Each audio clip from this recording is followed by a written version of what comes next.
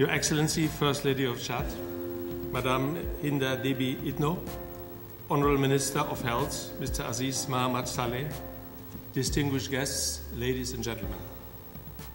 This is my first visit to the Republic of Chad, and I'm very happy today to launch the partnership of our Merck Foundation with Her Excellency, the First Lady, Madame Hinda Debi Itno, the President of the Foundation, Fondation Grand Coeur, and the Ministry of Health.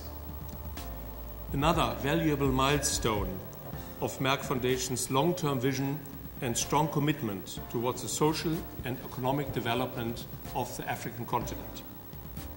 Through this promising partnership, we will join hands in order to realize Merck Foundation's vision. Everyone in the world should have a chance to lead a happy and fulfilling life. We strongly believe that building healthcare capacity is the right strategy to improve access to quality and equitable healthcare solutions in Africa. Together with Foundation Grand Coeur, we will address the significant needs for training and qualifying healthcare professionals in Chad. I'm also very pleased to take this opportunity to emphasize our continuing efforts to empower women and youth in Africa and underscore our commitment to continue the same efforts here in Chad. Her Excellency, the First Lady, gracefully accepted to be the ambassador of Merck More Than a Mother campaign to empower infertile women across the country.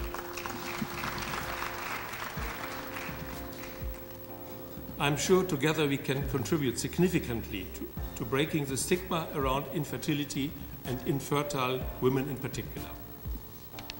Ladies and gentlemen, we are proud to launch our partnership today with the First Lady's Foundation and the Ministry of Health, which will strengthen our commitment to the social and economic development of the country. Together with our partners, the Merck Foundation will focus mainly on building capacity in cancer, fertility and diabetes care in Chad. We strongly believe that these three areas are very critical to the sustainable development of Africa and Chad in particularly for the following reasons. Cancer, for example.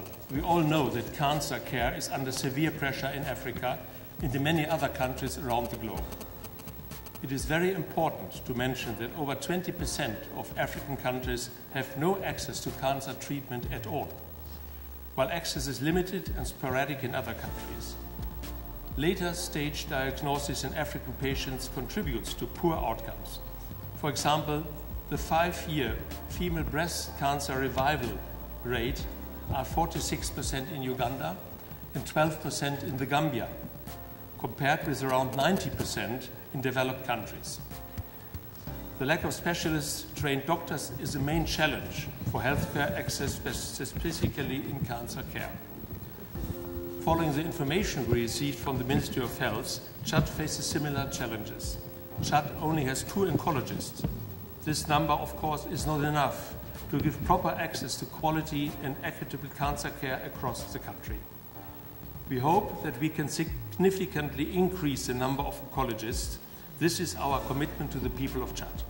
In the next 3 years, in partnership with the Ministry of Health and Her Excellency, the First Lady of Chad, to overcome these challenges. Merck Foundation has developed the Merck Cancer Access Program, which will allow more than 30 doctors from Africa in 2017 and 18 to attend a 1-year or 2-year oncology fellowship program with the aim to increase the limited number of oncologists across the continent. Chad will be an important part of this program. Today, we are launching this program in Chad. To demonstrate our commitment to improve access to cancer care in your country, we commit that 4 candidates can attend a 1-year oncology fellowship program at the top university hospital in India this year. In addition to this, Merck Foundation focuses on fertility care through the Merck More Than a Mother campaign, which I'm very passionate about it personally, and of course very proud of it, because this is very critical for Africa. In many cultures, women who suffer infertility have been stigmatized. We've seen the little sketch at the beginning of this session. Neglected, mistreated, and discriminated because they cannot bear children. However, male factors cause around 50% of infertility, yet women are the solely blamed for it. This really is terrible. Therefore, we created this campaign to change this culture and to empower infertile women in Africa through access to information, health, and change of mindset. As I mentioned earlier, Her Excellency, the First Lady, is the ambassador of this campaign in Chad. And we are going to work closely with her foundation and with the Ministry of Health to build fertility care capacity and improve access to cost-effective fertility care in Chad. I'm pleased to announce that Merck Foundation is committed to provide clinical fertility management training for 4 candidates from Chad this year to enable them to help infertile couples.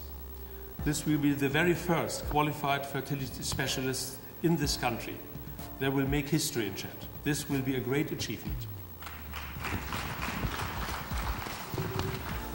Last but not least, we focus on diabetes care.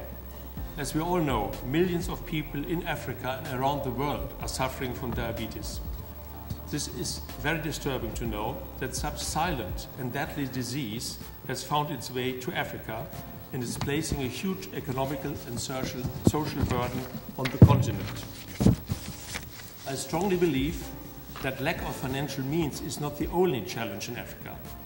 The scarcity of trained healthcare specialist personnel capable to tackle the prevention, diagnosis and the management of diabetes at all levels of the healthcare system is a challenge as well.